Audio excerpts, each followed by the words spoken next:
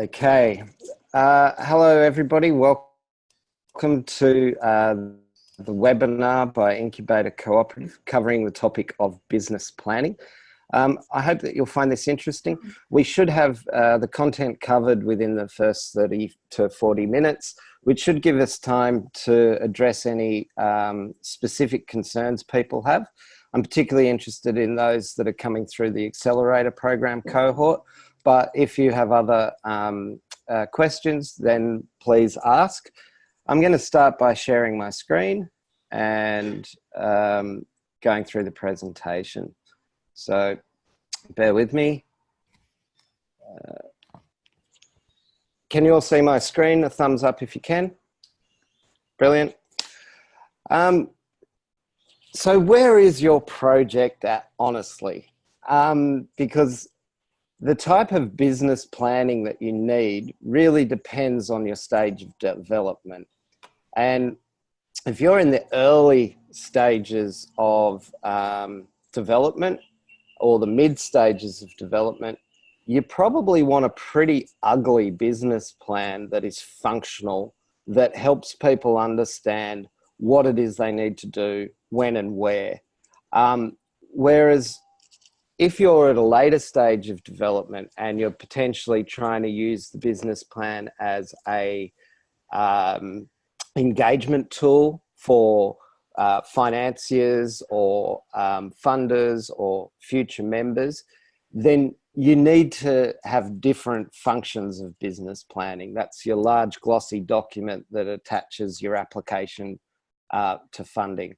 So I'm going to take us through the business planning tools that you might use depending on your stage, starting from the earliest stage, working through the mid stage, and then into the later stages. So let's get going. Priorities. So the first early stage is being able to look at what needs doing in a business. So for some reason, this isn't moving ahead. So most people will have the capacity to create a spreadsheet, and then you need to dump literally everything that you know that the business needs to do. Don't worry about how long this gets. It could get 100 to 200 rows deep. Just dump it all in. The next thing you're going to do is prioritize that 100, 200 dot points of things that your business needs doing. And the priorities are very simple. Is it a 1, a 2, or a 3? 1 is essential. 2 is important but not essential. And 3 is a nice to have. Now, the same function might be a 1 for a certain type of business or a 3 for a different sort of business. And I am going to use here, Elle, you were the inspiration for me thinking about a 30-person co-housing cooperative that's already got Trello boards and things existing to engage its members, Facebook, Slack. You probably, a website's a nice to have, but not an essential for you guys. Whereas a platform cooperative like Loconomics, which is one of the other cohort going through the Accelerator Program, a website's essential to them. And if they don't have a website, they can't communicate, they can't get on suppliers, they can't get on customers, they can't attract finance if their business is a platform co-op and they have no website. It's immediately going to be difficult for them to engage with people that they need. Now, once you've dumped everything, you want to rearrange that list so that your priorities are only working on the essentials, the 1s. The 3s might be things that you are more comfortable with. But until you've got the business essentials and the important stuff done, these nice to haves just need to be subsumed in terms of priority. And it's always good to check with a peer. That would be one of the people that are working with you on the creation of this cooperative. Okay, I'm just going to move to the next one. In getting these priorities sorted out, you'll find that you go through these questions. So how should you get this done? So if it's a website and you're not a website builder, how can you do it? Who can you find that will build you a website? What's going to encourage them to bring their skills to the table for you? And in Incubator Co-op, that's most often done with the creation of a treaty, which will outline either a deferred payment or a recognition in exchange for payment. And importantly, once you've worked out what needs doing, who's going to do it, will they do it, what their reward for doing it is, you need to add a spreadsheet to that, a column rather, to that spreadsheet of priorities, telling you who it is that'll do the number ones and by when. So it'll look something like this. Community engagement, who'll do it? That could be me. Projections. This is an example, right? So your priorities, what's on your screen now is an example. And you might find that your list looks nothing like this example list, except that it will have who will do it and by when alongside the priorities. And that is the basic business plan that you need at an early stage. We're going to go forward now and assume that some people are past this level and they're at like a mid-level business planning stage. So assumptions are the key thing here.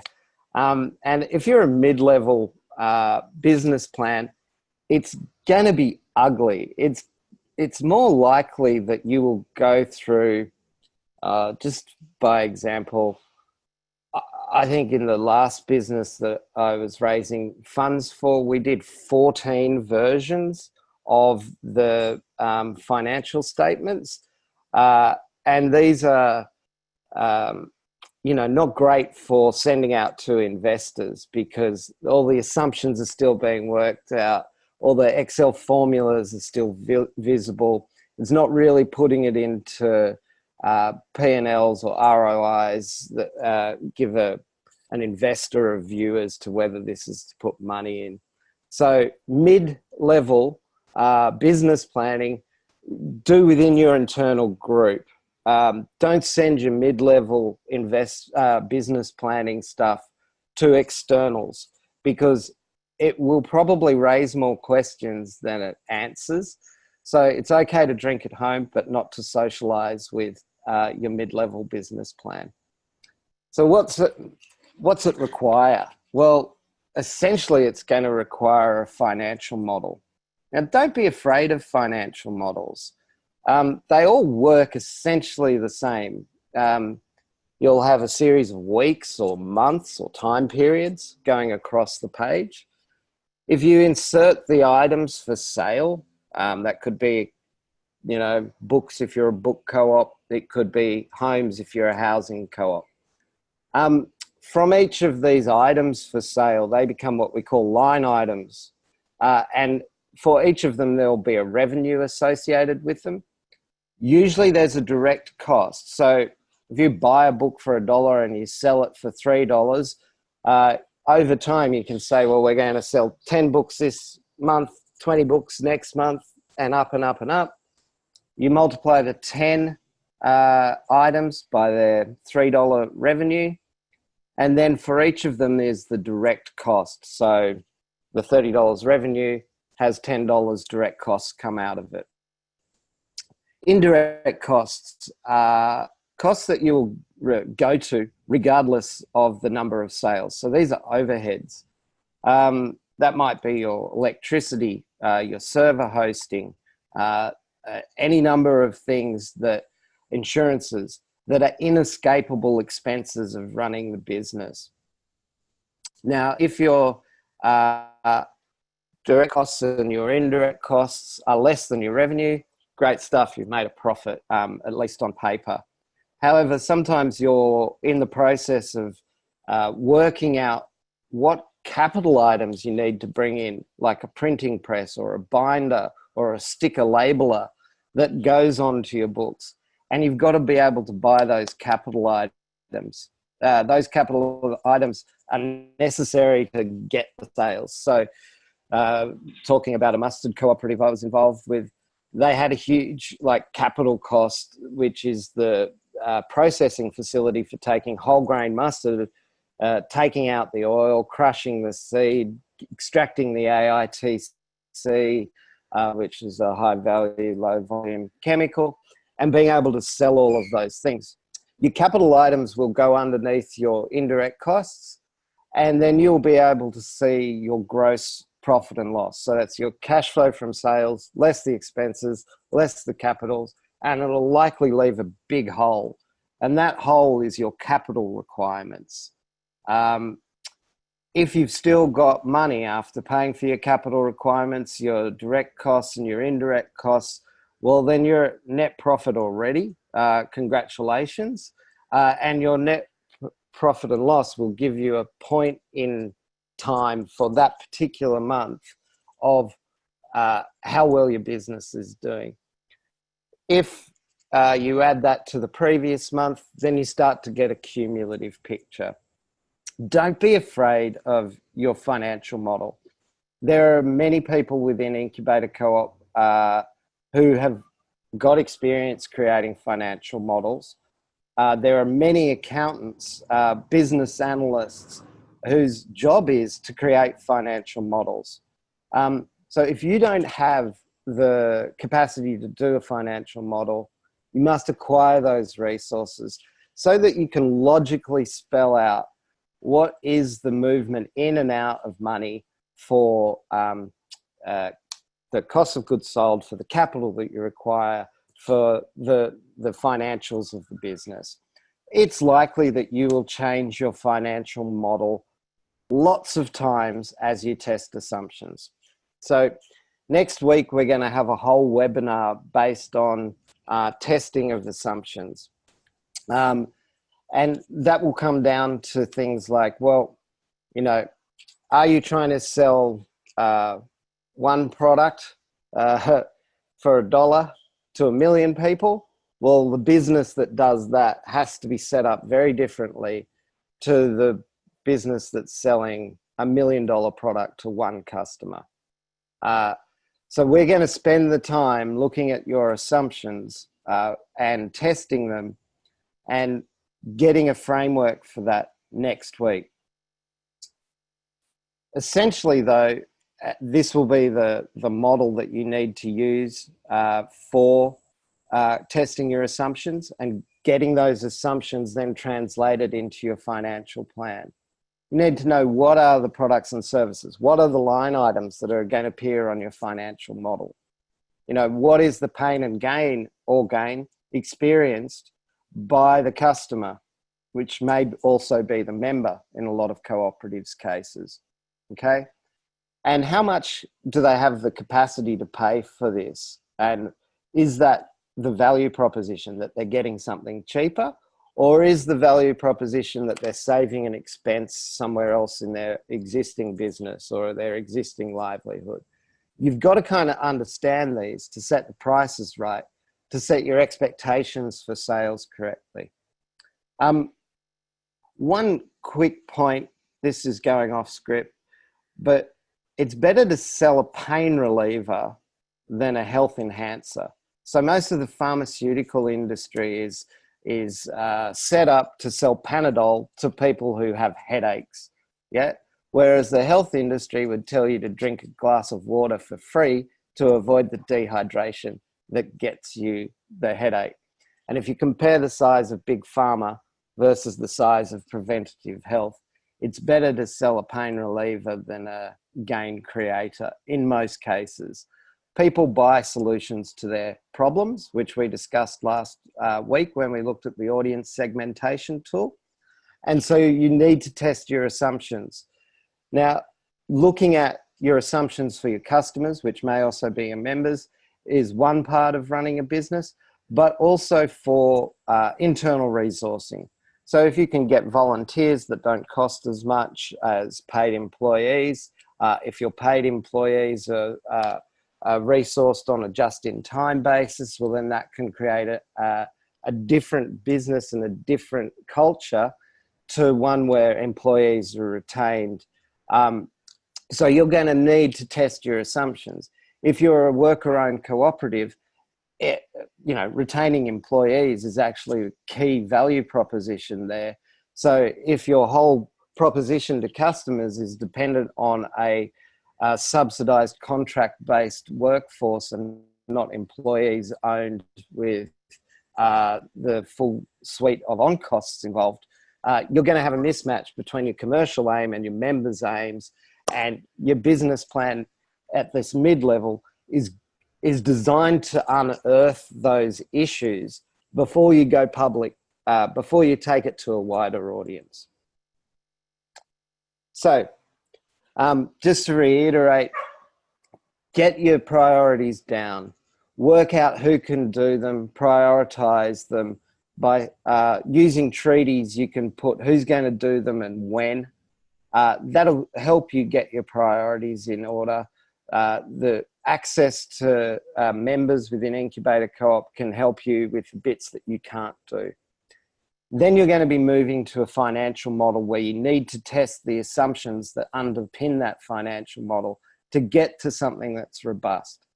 You might be changing business models every other week for 10 weeks until you actually get the confidence and the feedback from your employees, your customers, your members, your suppliers that validates your assumptions. And once you've got to version 14 of your financial model, that doesn't mean that it won't change again. Business plans are dynamic, or they're meant to be, yeah?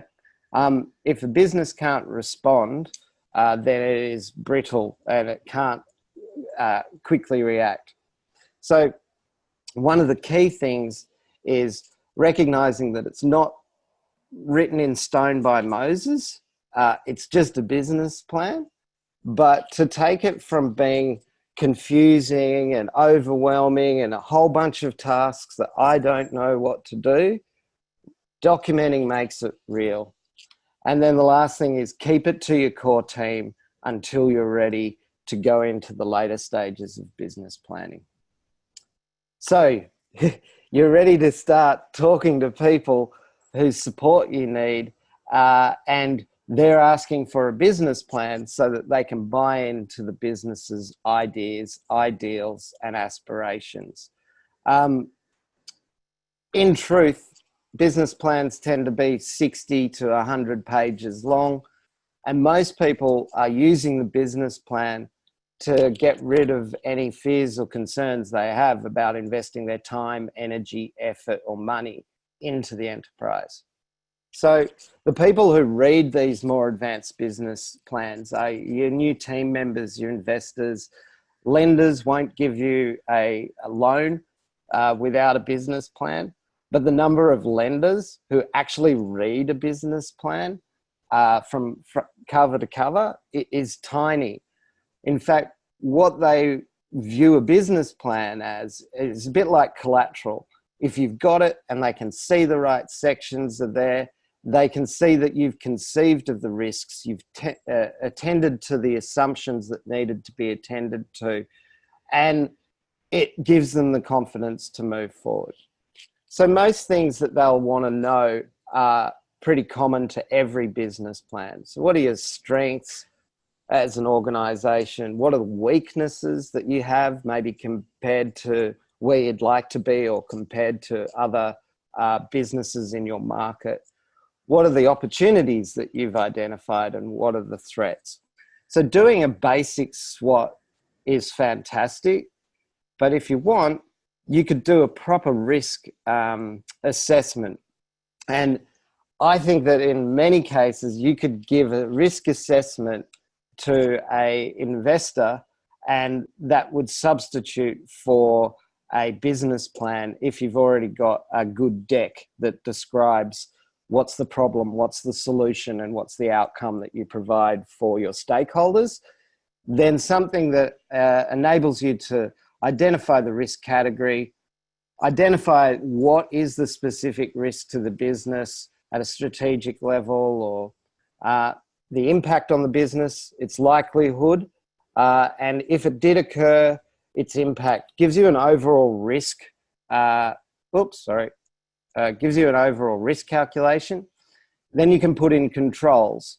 Those controls are either going to be effective or ineffective. And if there are further actions that you can take or strategies that you can take to mitigate them, then you have to assign a person to it and a date by which that can happen. So an example of this is, whilst you're working on a cooperative, you might not be able to get insurance for that cooperative. So that is a big risk. The impact of a claim on a pre-formation cooperative when it's not yet got an ABN, etc., is mainly on the individuals, like for misrepresentation or something like that. So you need to be able to put that risk in there, talk about what your control is, and say, look, upon the fundraising of $1,000, the first thing we're doing is getting insurance for directors and officers, or for products and services liabilities, or for whatever your particular business is. And that will give comfort to the external people that you're at least aware of this risk and you have a strategy to deal with it. The other thing that you will find that works when you're in the later stages of business planning is putting the business plan, instead of on 60 to 100 pages, putting it on one page. And so this is the business model canvas that most of the startup community are in love with. Anthony McMullen, who's one of the directors here at Incubator Co-op, has developed a business model canvas for the co-op sector. This is his intellectual property, so I can't share that with you. This one on your screen, however, is from Strategyzer, and it's under sort of public consumption. Week 7 of this cohort accelerator program, Tristan Boyd from Slipstream Commercialization is going to take you through the one-page business plan and how it applies to execution. So for a lot of the cohort, you're not yet ready to put your business plan down onto one page because, frankly, you haven't done the early and the mid stages of working out what your priorities are, working out what your resources are, working out what your financial model looks like, testing those assumptions. And when you've done that, then you've got the capacity to put it on one page so that it's easily understood by anybody who has a basic grasp of business as to how this business intends to go forward. So there is a thorough plan, which Alan Gregg was able to help Incubator Cooperative acquire. It originally came from the TAFE courses. It was, I think, created in the 80s or 90s and didn't have references to internet and other things that have been created since. It has been updated. So if you're wanting to get guidance through the creation of your thorough plan, the 60 to 100 page business plan, there is a full course available at Incubator Co-op. One of the things that you'll want to have is a good table of contents, because apart from looking at the risks, which are either shown in a SWOT or a risk assessment tool like we've seen previously, they'll look at the table of contents and they'll make sure that they can see all the things that they want to see. Like, how is employee remuneration and attraction and retention of staff done? What is the customer acquisition strategy, the sales channels, the branding and positioning that's going to hold the business in good stead? Version controls. It's really easy to end up updating your business plan, particularly in the early stages, every other week or month. So just put a 0.1 for the first thorough business plan, a 0.2 when you update it. Make sure this is updated in your Google Drive or shared resources folder. what you want to do with that version control is add the date that it was updated. So if anybody is working off an old business plan, you can quickly ship them the new one. Just like the business canvas works to distill a 60 to 100 page document onto one page, infographics can do the same. And video can do the same. Use appendices. So many people cram in details about director or key men or women, employment, negotiations, etc., into their business plan. This stuff is better put into an appendix. You can have an appendix that runs from A, B, C, D, all the way through to Z, and come back to AA if you need. Now, if you're finding that you're creating a business plan that has such a big appendix that it ends up being 200 or 300 pages, turn it into a data room. So most startups these days have what's called a data room. And that is SWOTs and risk analysis documentation, copies of your currencies for insurance, contracts with customers or important suppliers. And what you can do is update each of the documents in the data room. And instead of shipping a business plan that has a version control number and quickly goes out of date, you can share a link. And if you want, you can make that link view only as opposed to, or comment only as opposed to edit capacity. And what that will bring in is people who can now see the depth of your thinking, see that the collateral that is there that underpins your assumptions, see your financial model, explore all of the sheets in your financial model if they want.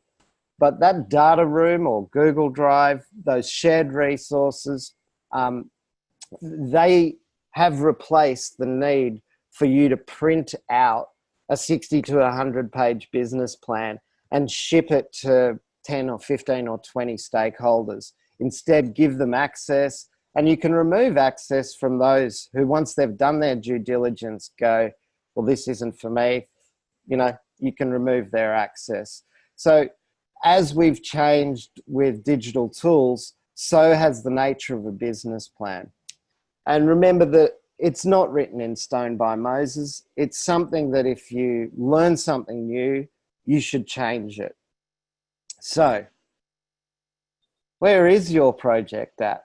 Honestly, are you at the early stage, the mid stage, or the late stage? What's going to be your next step? Who has on your team the relevant experience with writing business plans and risks, assessing risks, and creating your spreadsheet for your projections? And if you don't have those skills, how are you going to acquire them when you need them? You can use a treaty, but that's not your only means of acquiring skills. I've found on countless occasions, if you ring up somebody who has the knowledge that you need and you have clarity about the problem that you're trying to solve, and they can help you give the solution, very often they'll meet with you for a cup of tea to give you that solution free of charge. And it doesn't need to necessarily be covered by a treaty. It just means that you have to have done the work previously on being able to identify your problem, solution, and outcome and give them a reason that this is valuable to them. Last of all, I think the traditional business plan, the 60 to 100 page document, is really good for getting a thorough picture, but using tools like an assessment of risk tool, a financial model that aggregates up into a forecast or capital requirements model, a business canvas that puts everything onto one page, and a Google Drive that acts more like a data room than a fixed, stagnated print text kind of business plan. These are the ways that business planning can be done so that it supports the development of your enterprise, as opposed to being a burden on the enterprise that you feel that needs to get done before you can really get going. Okay. That's pretty much the content for today's topic of business planning. I can see that there's some chats, so I'll go to these now, and then I hope to answer any questions. Is there a Creative Commons licensed CRM that folk have used, recommend, that is easy to use for low-tech folk?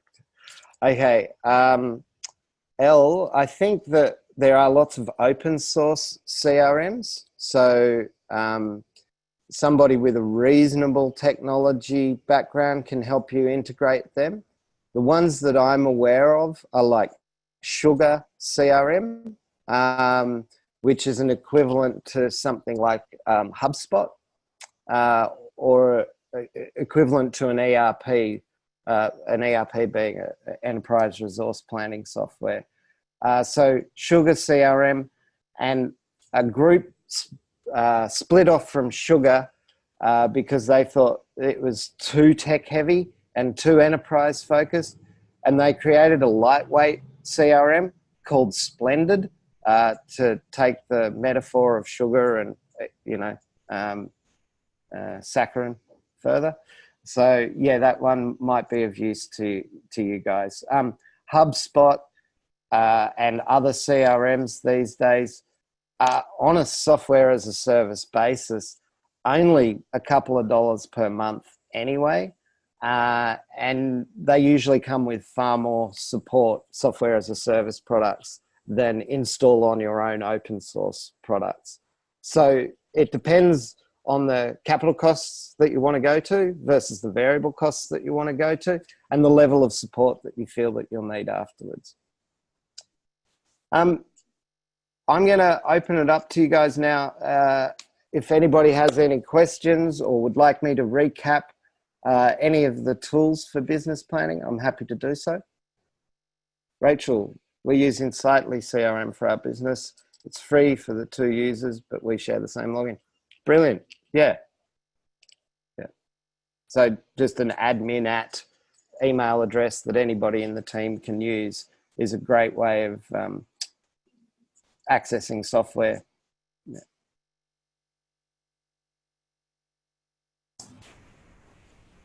Roddy, you mentioned a thing called POL. What was that? Did I last week mention a thing called in this series just now, probably about 1/3 in, you said something about a POL. Not heard that. P&L. P&L is profit and loss, and it's so you've got 2 statements that 3 in the financial documents that are usually required: a profit and loss statement, a balance sheet, and a cash flow projection. So as most of the cohort are not existing businesses, they won't have a profit and loss for where they're at right now. It's a picture in time, usually on an annual basis. A balance sheet takes the picture in time for that annual basis and adds to it the previous years of accumulated liabilities and equities to give you a balance sheet. And the cash flow projections that you do are, forecasts. Essentially, they aren't proven. But what you want to do when you're approaching investors for money is you want to take your projections and then get them to summarize as if they were the 2019-2020 financial year, the 2020 to 2021 financial year, and what the profit and loss would look like for that year period if those projections ran true.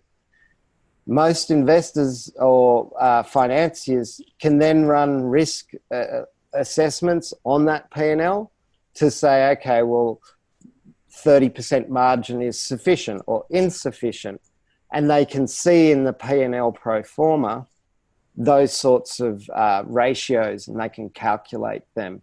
You can even do the job of calculating them on their behalf so that it reduces the mental stress that they have to go to, and it gives them confidence that you know what you're doing.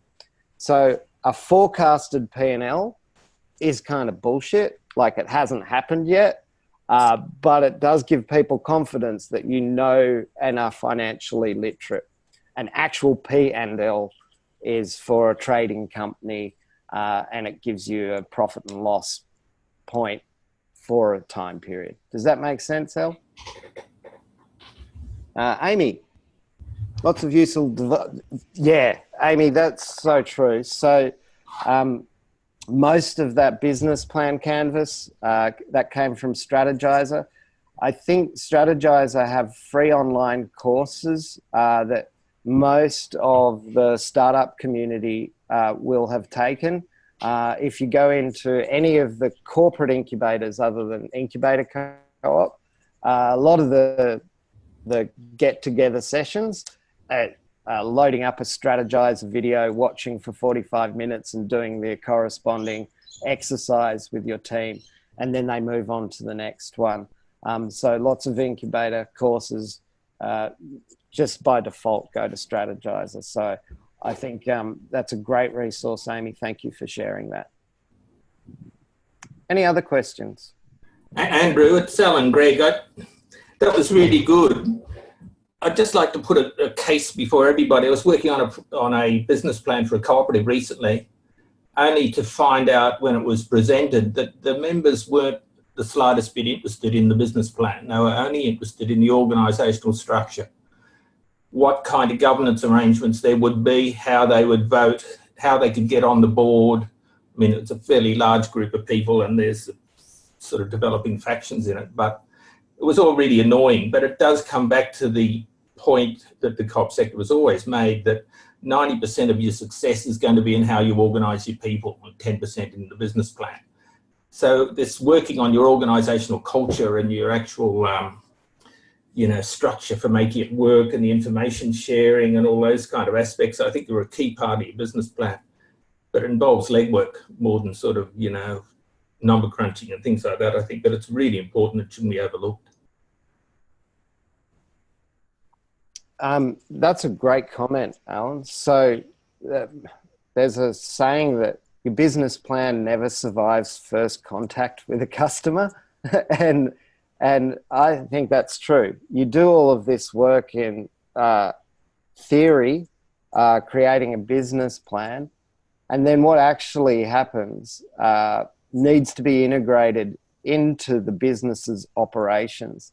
And so I think that's where, if you have regular get-togethers on a quarterly basis and you change your one-page business canvas and you update that and you involve people in that update, that's more important than having the business canvas correct, because it involves engagement.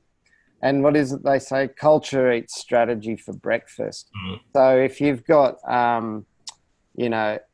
people who don't care what the business plan is, that's a unique, that's a scenario that people can go through. But if they are concerned about the culture and how they can participate, well, then your business plan has to articulate what are the points in time and the methods with which we enable participation. Do we give polls or not? Or do we just have an AGM once a year? What happens with polls if we conduct them? Do they get integrated into the business plan, or are they just treated as like lip service to say, hey, we ran a poll and did what we wanted to do anyway? These are cultural, real running the business issues. And for established businesses, that is the game. For businesses that are getting created, what they need to work out is whether it's a game worth playing for people. And that comes down to the assumptions and value propositions, I believe. Yeah. In employee ownership, what is really popular is open book management. I mean, the whole concept of sharing information and developing input from your members, basically. It can be hard work, but it's worthwhile in the end. Have you got any good experiences? I think Culture Amp might be one, but any other businesses that use open accounting? Open book. Yeah, in Australia there's quite a lot. They're not necessarily co-ops though. That's all right. They've got the culture that a co-op sector should aspire to. The open book management ones, I'd say like Arup, big one. Yep. There's another one called Becker, another engineering firm. Smaller ones, I'd say, are sort of Lincoln Electric. They've often been doing it for years. I mean, it's embedded in their sort of DNA, this kind of work. It's not necessarily popular with sort of the new forms of managerialism, but it works in those companies that are using it, basically. This might be off topic a little, but I was speaking with Sam from Co-ops New South Wales, and technically, according to the co-op law, you're meant to have an up-to-date member register and an up-to-date disclosure statement. Most of the co-ops don't have their financials feeding into the member registry or the disclosure statement, and at best are updated on an annual basis in time for the AGM. One of the bigger opportunities, I think, for co-ops to increase their professionalism and to increase their engagement with members is to provide the means for members to see the accounts and see how that feeds into the disclosure statement, and provide the means for suggestions and that then get integrated. And the co-op secretary is ultimately responsible for maintaining an up-to-date member register and up-to-date disclosure statement. But the registrars across Australia are so underfunded and so under-resourced that they just don't enforce it. But if they ever did decide to force it, of the 2,000 odd co-op and member-owned enterprises around Australia, only the very large ones, which have a CFO capacity, which looks like any large business, would be compliant with the law. But most registries are really particular about getting your stuff in on time. I mean, as secretary of one co-op, we didn't do that, and I got fined, which allows, that's another annoying aspect of it. But that's the work you've got to do. Great. Anybody else with questions for business planning and how it might apply to their project that they're working on, and assistance that they might need in order to take the next step? Yeah. Hey, Waddy, Sam here. Hey, mate. Hey. So when I've done the financials of the sort of strategy for, if we get this much money from funding or whatever source, then we can do this. And if we get this much, we can do this. Like, how is that a good idea to have that many sort of options, or should I just say we need X amount to do what we need to do for the given period coming up? So all of that is sort of top-down calculations as opposed to bottom-up calculations. So a top-down calculation assumes you've got X input. What are the things that you can then do with that input? A bottom-up calculation is, okay, what if this number of transactions happened? What sort of capital would we require to facilitate that number of transactions?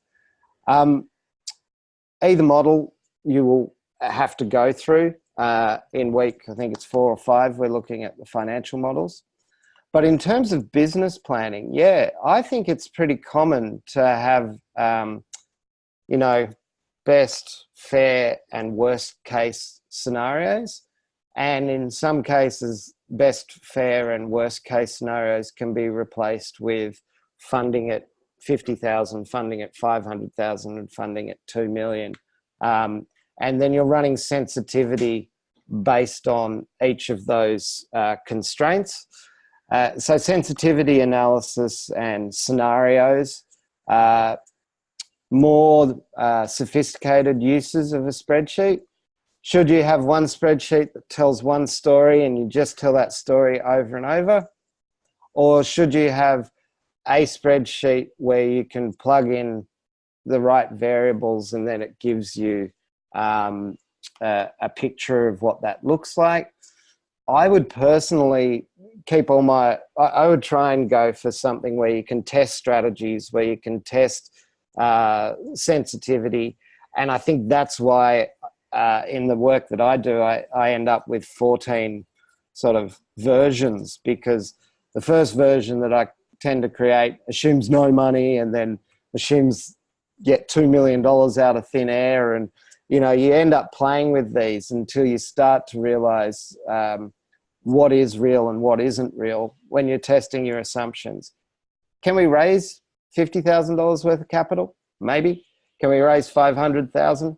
Maybe. Can we raise 5 million for a co-op that's not yet traded? Probably not. So is there much value in putting a projection together for $5 million of co-op investment on a non-trading entity? It'd be hard to make that case to any investor in today's environment. That's at least what I've found. So as long as your scenarios aren't a complete use of imagination, I would definitely create models that account for different scenarios. Does that answer your question, Sam? Yeah, thanks. That was really useful. I think especially the bottom-up approach, that's something I haven't really looked at yet, so I'll probably give that a go. We can give you some assistance with that. I think next week is the assumptions plan, test and replan with Paul Barnett. But the following week, we're into financials, funding, and we've got Rowan and Jill talking to us, but surrounding that in our 45-minute sessions. More than happy to help you with bottom-up calculations as well as top-down. I think you need the combination of them to come to some level of agreement, and if they don't, well then, something's wrong with your assumptions. Yep. Any other questions?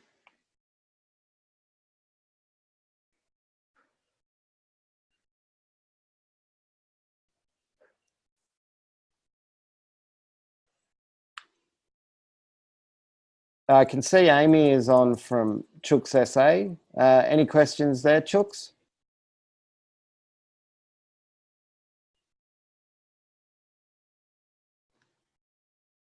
No? Okay. Might be hard to for... Okay. Well, you might have earned yourself an early mark, people. Unless there's any questions, I think I've pretty much covered all of the content that I wanted to cover with you. Want you to know that we're available as Incubator Co-op, as members, to help our projects go through these questions. We're not trying to load you with theory so that you can't do anything with it. We're trying to provide you with an opportunity to ask yourself, am I at early, mid or late stage business planning? And if I'm at early or mid, this is about keeping it in the core team. And that's what members of Incubator Co-op can do for you. We can enlarge your core team with sympathetic and capable people and help you to get the documents together that will ultimately help you be more successful when you are an enterprise. To Al and Greg's point, when you are an enterprise, the business plan is worth diddly squat compared to the business actions. And if the business actions are disagreement with the business plan, then that comes out in culture, that comes out in sales, that comes out, and it can't really be hidden from. It turns into dysfunction. The purpose, of course, of Incubator Co-op is to help new businesses rather than established businesses. So we want you to get off on the best possible foot. But hopefully as you then get live, you can support one another and other emerging co-ops to avoid the pitfalls that you might have fallen into or the potholes that you've hit along the road. Yeah, I've got a question for Alan, seeing how we've got a bit of time. I'm just curious, Alan, what sector you're in, and when you're talking about, you presented to your potential stakeholders, and they go, oh, I just want to find out what the decision-making policy is and that sort of stuff. Could you give a little bit of a background story and maybe just give us a little case study just to say, hey, this is what happened, this was what was great, and these are the things that we learned from that experience, and don't do that shit again. Whatever came up for you, like what were the takeaways for you? That would be great if you can. Okay, I'm on the board of Employee Ownership Australia, so I guess the relationship there is with companies sort of that are employee owned or have employee share schemes, and there's a lot of issues around participation as a result of that. Some do it well, some don't do it so well. But I'm also involved in the Mercury Cooperative in Sydney, which does do work particularly on the governance side with cooperatives. I'm also on the steering committee of the New Economies Network of Australia, and that's an interesting case study because it's just incorporated as a cooperative. It's a large Australia-wide cooperative. It has potentially 3,000 members. That's the mailing list which the application form's going out to now. It has a board based on, I think, 4 cities in Australia. But it has been functioning for a couple of years now and has run several conferences, which has attracted a large amount of attention from people across both the political spectrum, the environment movement, and all sorts of, interesting issues. And they all have a view that their particular issue is the most important one to be handled by this organisation, you see. So it's become a kind of a balancing act, the politics involved are fairly difficult, but to overcome it, what is occurring on the governance structure is that there will be a board that will take care of all of the day-to-day issues under the Act. That board will be elected in accordance with the Act, but there will also be a kind of a strategy group and a budget group, each of which will be elected by the members. Now, those 2 groups will have the hard task of, checks and balances, basically making sure that, the organisation is protected, but it also gets things done through its various hubs and networks and people working on projects and things like that. The budget group, of course, will have the power to say no. If it can't be done within the resources of the organisation, it won't get done. It'll also have to select priorities according to the objectives of the organisation, and that'll have to be sold to the membership. Basically, if it's like politics generally, you can't do everything with the resources you've got. So how to figure out those arrangements and make them work, which will be interesting in practice over the next year. There will be an election for the board, which the incoming board, which was basically that selected at the formation meeting, will have to go to the members and say, we're going to do this and this is what we're looking to achieve. And are you happy with the structure? And if the structure works, how can we get people involved with the required skills to make it work, basically? And that's going to be the hard bit because, people interested in certain issues can be very pushy, but they're not necessarily very good at, the business side of it. And,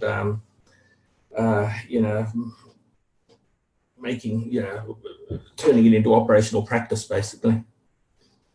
And that's where the people side comes in. But when you've got a huge diverse membership across the nation, it's going to be an issue of technology as well.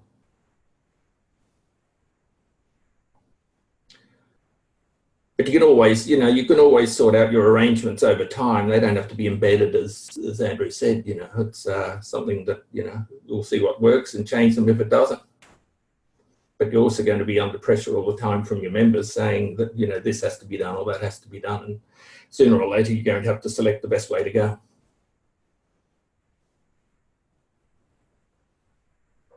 Alan, can I ask, was there something about the culture? So when you talk about, what is it? What did you say, Waddy? It was something about eating for breakfast. Business plans get eaten for breakfast. Culture. That was Andrew's comment. Yeah.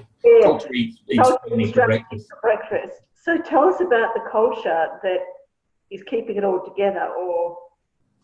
Well, there's. I can come back to. I can send you a presentation I did on open book management in the employee ownership field, but it's you need to concentrate on.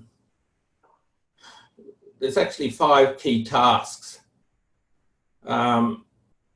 One of which is called, why share information, but you need to develop a culture of trust and respect, basically, and you can only do that by, through decent communications primarily, and, creating those surprises and making sure that, respect cuts both ways. People have got to be involved with the idea that they know why they're involved. They're not there to just push their own barrow. They're part of a collective entity that's got to succeed.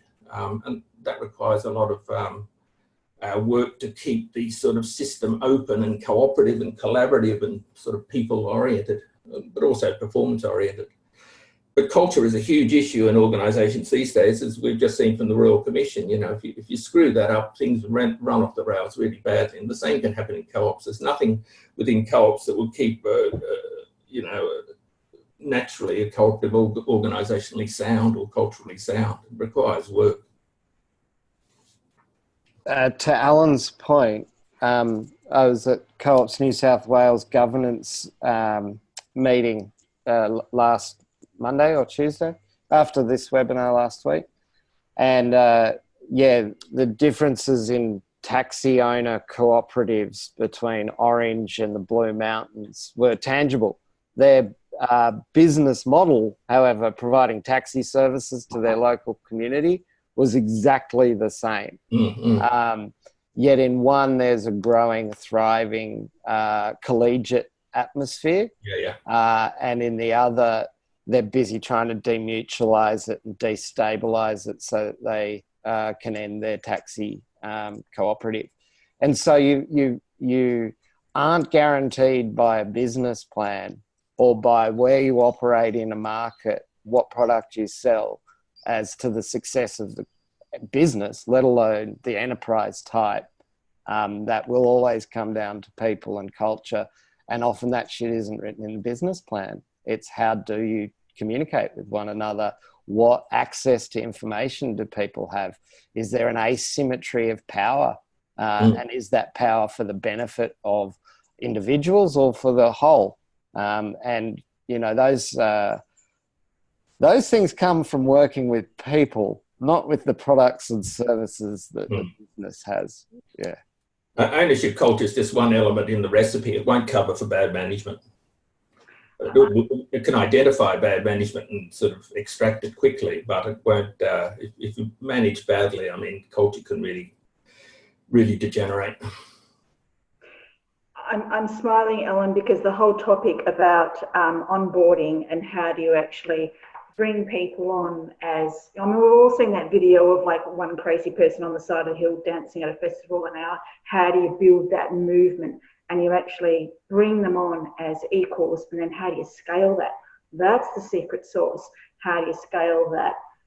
And part of it's the onboarding, and it requires a heck of a lot of back thinking to sort of, where you want to be 5 years from now, and how heck do you get there with scale? Like, how are you onboarding all of those people? And I've just recently been watching Sheba, and this is Rory, about Sheba, the women's ride service sharing organisation, Sheba. It's a women's only ride share organisation. All the drivers are women, all the customers are female self-identifiers, so it takes in the trans community as well. And the customers are women, children, and anyone who self-identifies in that sector. And so they're looking at scaling, and I'm looking at that and sort of going, they actually have a huge number of staff, not a huge number of staff, but a very significant portion of their employee base, of actual employees, not contractors, are focused on onboarding. Like culturing, how do you culture those people? How do you set up your Petri dish to make sure that it's got all the right nutrients in there so that your contractors will thrive and survive, and so that your customers will thrive and survive, and you've got this mutually beneficial outcome for everybody? And one of the things that, I would love it if Sheba was actually a member-owned organisation, but, and it would be good if their succession plan was to actually have their founder to sell to their members. But that's another story for another day. But it's just interesting that they're going through those growing pains of scale, but they've already very conscientiously identified about culturing, setting up Yeah, culturing. It requires a lot of work. I mean, what Nina has done is a lot of work on, a practice manual and behaviour, acceptable behaviours, and in participation. I mean, at first you mentioned the crazies. I mean, there's a lot of people around that think that they're the world won't survive without their involvement. You see, and they can really screw things up. But I mean, if they're rude in the way they do it, I mean, you just don't want them around. So you've got to point to your practice manual and say, look, sorry, that's not acceptable here. As an organisation, we've decided that that's not acceptable and you can't be involved. And they're tough decisions, but you've got to have it all written out so people know, and people, there's guidelines and everything. You can find a lot of them on the NINA website, some of those, practice issues. There's a couple of good lawyers involved in NINA that can write that stuff out really well.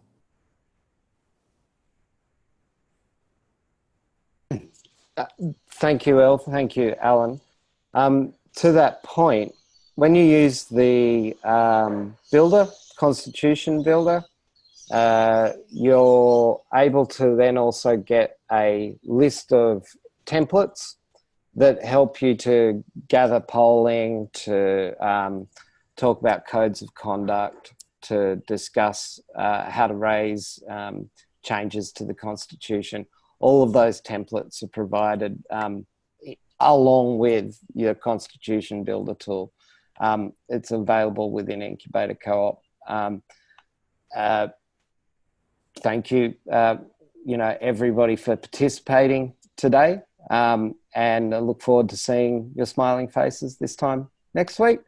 And if you have any questions that you don't want to air publicly, but you'd like a response to, I'm around for the next couple of hours. So drop me an email. We can go from there. Thank you, everyone. Bye-bye.